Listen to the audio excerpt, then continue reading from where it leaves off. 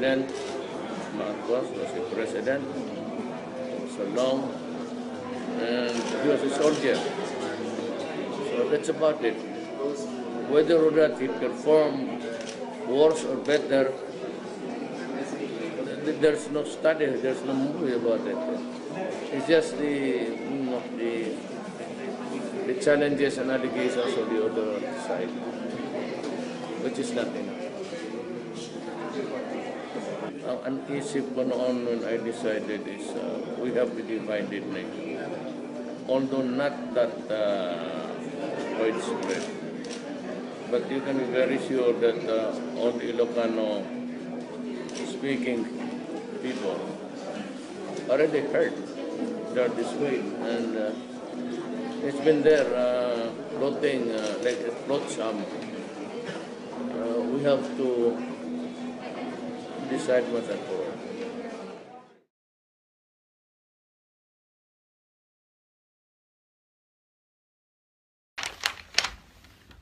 Hello po.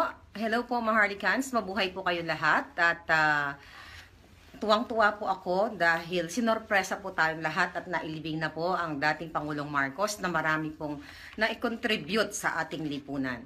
Ganun pa man, Maharlikans, dala ng aking tuwa. Ako po ay nagalit dito sa hayop na Kiko Matching, yung demonyong Matching Pangilinan. So, in-interview po siya sa CNN ni Pinky Webb, like after a few minutes na nailibing si dating Pangulong Marcos. Paparinig ko po sa inyo ang kanyang sinabi, then mag-react po tayo. Ito po ang sinabi niya sa interview niya na darating daw po yung araw, ipapahukay niya po ang dating Pangulong Marcos. Ito po. Magandang tanghali, Pinky, at sa mga nakikinig. Hindi naman maganda yung tanghali. Well, magandang tanghali, Pinky, at sa mga nakikinig. Hindi naman maganda yung tanghali kung tutuusin, pero sige, magandang tanghali. Yun na nga po, Senator, kayo po, you have been very vocal about this, kahit po sa inyong Twitter account. Ano po, Senator, paano ho ngayon? Kasalukuyan pong nagaganap na ho ito, at syempre yung mga opposed dito ay nanggagalaite, sinasabing nabastos ang hustisya, but what can happen from here on? Well, unang-una, syempre, dapat intindihin natin na Philippine website, binuluga tayong lahat. Talagang may halong deception, ika nga. Like a thief in the night, ika nga, as they would say, no? Precisely because palagay ko, kung sinunod nila yung proseso, may mga tututol at ang nangyari perusahan. And nakakalungkot ito. Pero sa akin, if they think this is closure, then they are terribly mistaken because ang nangyari rito is you just reopen all the wounds of all those who were abused, tortured, who disappeared, their families. Binuksan muli ang lahat ng mga sugat. Kaya hindi ito closure. Ito ay muling pagbubukas ng mga sugat. And if they think this will mean moving on, again, this is not going to happen. And so he may be buried today. Nakalibing sa dyan ngayon, pero we will tirelessly work so that we can undo this injustice on our country. How can you, in your words, undo this injustice in our country, sir? Because, balikan... Simply put, we will work through the processes. We will, alam mo, this is an injustice that is inflicted on all the victims of the dictatorship, tens of thousands of people, and they will not take this sitting down. But if it will take some time for us to undo this, we will continue to pursue it. We will continue to pursue it. But eventually, nakalibing siya dyan ngayon, pero sa darating ng mga panahon, dapat tanggalin siya dyan. Yun ho ang sinasabi niya, para malinaw, Senador, kung nandyan man siya at nailibing na, in the future, posibleng, yun ho ba sinasabi niya, matanggal siya dyan sa libingan ng mga bayani? In the future, tanggalin siya dyan. Hindi pa pwedeng ang isang diktadura na nang-abuso ng taong bayan at nagnakaw, nakalibing sa libingan ng mga bayan. Tatapatin ko kayo, Senator. Kasi ang araw, gusto ko sana, I wanted to bring forward, yun nangyari po sa Senado, meron pong resolution si Senator Risa Ontiveros na, pero doon ho natalo kayo eh. Hindi mo ba? Tama po yun. Para tulad ng Supreme Court, 9-5 ang boto para payagan na maaari siyang ilibing. Kahit na sabihin hindi pa pwede. So tama yun. Yan ang naging pasya, yan ang naging desisyon. Kinikilala natin yan, pero hindi tayo sumatangayon. At darating ang araw, pag tayo po ay nakakuha ng talagang tinatawag na malawakang suporta, gagawa tayo ng paraan para matanggal siya dyan. Tsaka na lang, Senator, meron po ba kayong, balikan lang po natin para sa kabatiran ng mga nanonood sa atin, meron po kasing final na resolution si Senator Risa Ontiveros kamakailan dyan sa Senado na sinasabing hindi dapat ilibing si dating Pangulong Marcos o libingin ng mga Royani. Ang boto po, Senator, kayo na unang sabi dito sa resolution. Well, tama. 8 in favor, 6 against, and 6 abstain. Okay. That one, may mga debating na internally sa mga Senate old-timers. Dapat yung 8 na bumoto pabor, majority of the votes cast. Kasi abstain yung 6. Still, it's the sense of the Senate.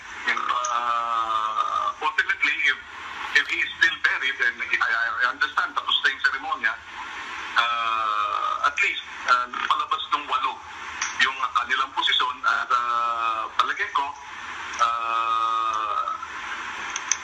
it may be a victory, but I think this will be a short-lived victory. Because in the long run, the victims, their families, will not take this sitting down. So if we will have to protest, it may not happen overnight na maililipat siya sa ibang libingan, but that doesn't stop us from pursuing it, and that will not prevent us from working towards realizing his removal from the libingan ng mga bayan.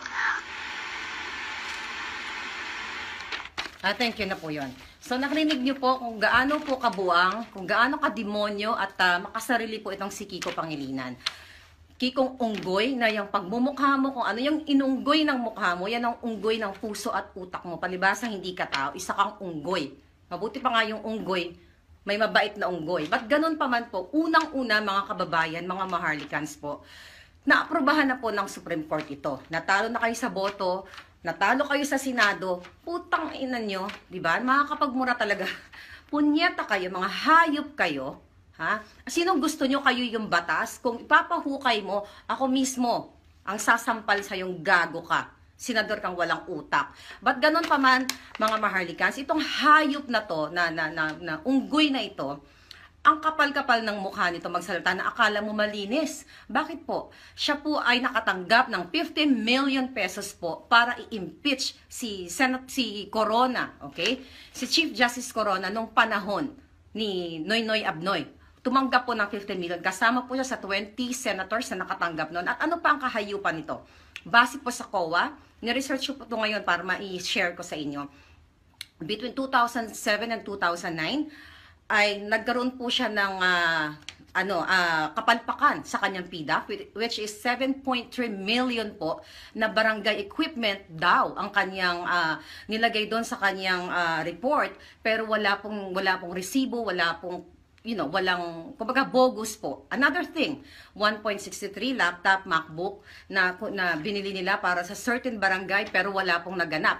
So napunta po sa bulsa ng unggoy na ito ang pera. Another, kademonyohan, 2 million pesos. Construction project, okay? Sa mga barangay, wala rin pong ebidensya. Bogus po uli ang kanyang proyekto. Another thing, 599,000 feeding program na nireport niya pero wala pong naganap. Kumbaga, panaginip po dahil binulsa ng hayop ng unggoy na ito ang pera ng bayan. So, yun po, nakakagigil at nakakasarap suntukin tong hayop na. Ba't ganun pa man, Maharlikans? Isinyer ko lang sa inyo kung gaano ka-demonyo ang mga pultong dilaw. Okay? Imagine mo, ipapahukay, inaaprobahan na ng batas, natalo sila sa Senado. So dito po maliwanag na ang mga demonyong pultong dilaw gusto po maghari at manloko sa ating mga Pilipino. At nagpapasalamat po ako at ginawa ng mga Marcos na sinorpresa tayo at hindi na po sila nakapagbayad ng rallyista. Sa totoo lang po, I have to share it with you. Ako din po, nagsekreto ako. Noong September 18 po, nasa Pilipinas ako, na I thought malilibing po si President Marcos. Umuwi po ako dyan. I really want to attend yung kanyang burial supposedly nung 18. So, shinare ko po sa inyo out of galit ko ngayon. But ganun pa man, Maharlikans. Diba? Kahit galit tayo, dapat masaya pa rin tayo at pretty. So anyways, mabuhay tayong lahat at masayang-masaya po ako. Sa totoo lang, napaluha po ako dahil nung nakita ko na, actually nagulat po ako, biglang nag-pop out na, oh my God, sabi ko, nililibing na si Apo Lakay. So, sa lahat po ng mga Ilocano dyan, ng mga kababayan ko, hindi lang Ilocano, mga Bisaya, lahat po tayo na Pilipinong lumaban para sa katotohanan at para sa mga salot na dilawan na to na pilit na sinisira ang ating lipunan. Mabuhay po tayong lahat at samahan niyo po ako. Kayo po yung inspirasyon ko eh. May moment po ako na napapagod din po ako lumaban dahil unang-una po ang ginagawa ko po dito ay wala pong impluwensya ng kahit kanino. Ito po ay impluwensya ninyo. Wala pong financer o whoever na nagsispend ako ng time sa labang ito. Just gusto ko po kayong damayan dahil po kayo po ang may gusto. Kaya po tayo lumalaban. Sumabuhay po kayo at tuloy ang laban para sa ating kinabukasan. Lalo-lalo na yung mga kabataan at susunod na henerasyon. Mabuhay po kayong lahat. Thank you so much po.